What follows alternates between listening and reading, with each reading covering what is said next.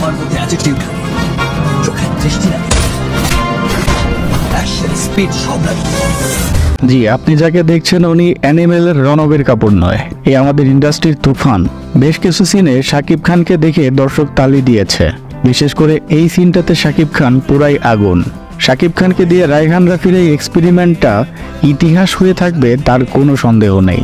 ইতিমধ্যে টানা 8টি দেশে প্রকাশ পাচ্ছে শাকিব খানের এই তুফান মুভিটি। বাংলা সিনেমায় শাকিব খানের স্থানটা কেউ নিতে পারবে না। আর বারবার যদি শাকিব খান নিজের কাজের প্রতি যত্নবান হয়, ভালো কন্টেন্ট এবং নির্মাতা বাছাই করে কাজ করলে বিশ্বমানের নায়ক হয়ে উঠবে আমাদের কিং খান। শাকিবের তুফান মুভি তার একটি উৎকর্ষ প্রমাণ। তো দর্শক, আপনাদের কি মনে হয় শাকিব খানের এই বিষয়টি নিয়ে কমেন্ট করে জানাতে ভুলবেন না।